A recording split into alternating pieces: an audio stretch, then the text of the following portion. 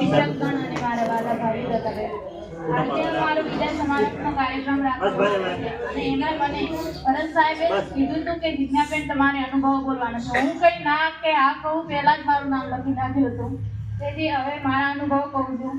પહેલા તો અમારા ક્લાસ ટીચર એવા ભરતભાઈ સાહેબની વાત કરીએ કે તેમણે સૌ પહેલા અમને ધોરણ 11માં ભણાવ્યું હતું.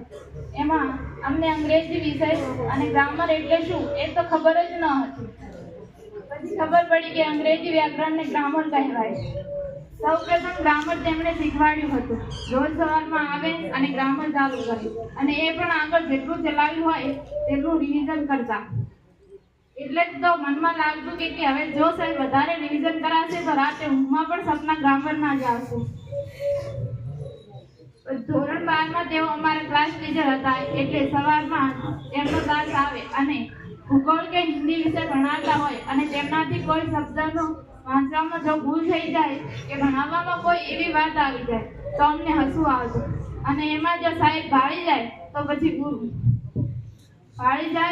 પૂરું ક્લાસમાં વચ્ચે ઊભા કરી અને ઊભા ભણવું પડતું.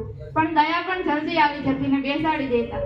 ત્યારે એવું લાગતું કે સાહેબ ભણતા છે ત્યારે ક્લાસમાં રૂમમાં કદી હસતા જ નહીં હોય.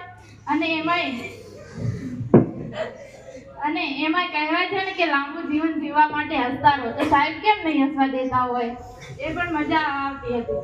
અને રિસેસમાં પણ સાહેબને જઈને આ બધા જ પ્રશ્નો કરતા અને એમનું માથું ખાતા. એ સમય બહુ યાદ આવે. સાહેબનું તો શું કહેવું, એમનું તો નામ જ એવું છે કે વિનોદી ભાવનો સ્વભાવ એકદમ રમૂજી અને ભણાવતા પણ હસવું કરાવે. અને કોઈ પણ ભણવામાં એવું ઉદાહરણ આવે તો પોતાના પર જ લઈ અને તે સમજાવતા. કોઈ પણ વાત હોય તે ખુલ્લા મનથી અમને કહેતા અને ખૂબ મજા કરાવતા. અને રૂમમાં પ્રશ્નોત્તરી કરે એમાં જો પ્રશ્નો ના આવડે તો મારવા તો આવતા, પણ મોઢા ઉપર ગુસ્સો ના આવતો એટલે અમને રીહ ના ચડતી, એના બદલે હસવું આવતું. ગણિતના સાહેબ એવા રણજીત સાહેબની વાત કરીએ તો ગણિતના અટપટા દાખલા અને કોયડાઓ સાંભળવાની મજા આવતી. એમાં જો આપણે સાહેબને એક ઉખાણું પૂછીએ તો સાહેબ 2 ઉખાણા બરોબર 1 ઉખાણું પૂછતા જેનો જવાબ જ ના મળતો હોય. અને ક્રિકેટ રમવા જાય તો એડીઓ કરીને પણ પોતાનું નામ લઈ લેતા. એ સાહેબનો સમય બહુ યાદ આવે. સાચી વાત. અંકિતાબેનને જ્યારે સારો મૂડ હોય ત્યારે બધાને હસાવે એવી વાતો કરી. પણ જો ગુસ્સો આવી જાય ત્યારે પછી પૂરું. મારે તેમને કહ્યું છે કે બેન તમે અમને જે કંઈ વઢ્યા હશો તેનાથી અમને ક્યારેય ગુસ્સો નથી આવ્યો. થોડો કે પ્રશ્ન હોય ત્યારે બધા ભેગા થઈને ગણેશ સાહેબ જોડે જઈએ ત્યાં એમને જાણે વિઘ્ન હતા અને જેમ પ્રશ્નોનું સોલ્યુશન મળી રહે. અમારા રૂમમાં આવે તો વાર્તા જ સંભળાય, કેમ કે એમને ખબર કે એમને લેક્ચર આપશું તો કઈ મગજમાં ઉતરશે નહીં, એટલે બધાને મજા આવે એવી વાર્તા સંભળાવતા. એમની એક જ્ઞાનથી ભરપૂર કોઈક શીખ આપી જાય એવી વાર્તાઓ બહુ યાદ આવશે. ડિમ્પલબેન અને દિવ્યાબેનનો પણ ખૂબ ખૂબ આભાર. એમના વિષય સીવણ અને ઇલેક્ટ્રોનિક્સના લીધે કોમ્પિટિશન અને સેમિનાર માટે પાલનપુર, બનાસ ડેરી, મમતા મંદિર જેવા સ્થળો અમને જોવા મળ્યા. હિતેશભાઈ અને હરેશભાઈને આમ તો ના ઓળખતા હોત, પણ પહેલા આપણી સ્કૂલમાં ભણતા હતા તેથી ઓળખીએ. એમાં હિતેશભાઈ જો ધોરણ 10માં ભણાવતા હોય તો અમારા રૂમમાં ઠેઠ સોટીઓની અવાજ આવતી હોય.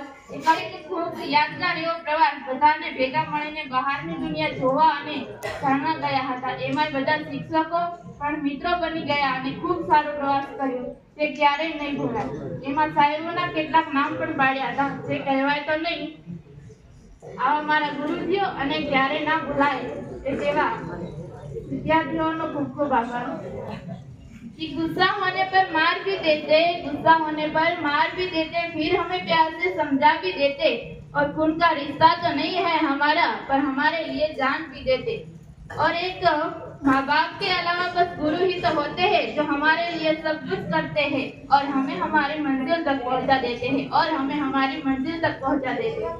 शिक्षकोની વાતો તો પણ કરી જે સ્કૂલમાં આખો દિવસ અમને ખુશ રાખે, મસ્તી કરે અને ગપ્પા મારે એવી મારી બહેનપણીઓની વાત કરીએ તો અમારી 5 બહેનપણીઓની ટોળી જે પાંચાઈને એકબીજા વગર ના ચાલે।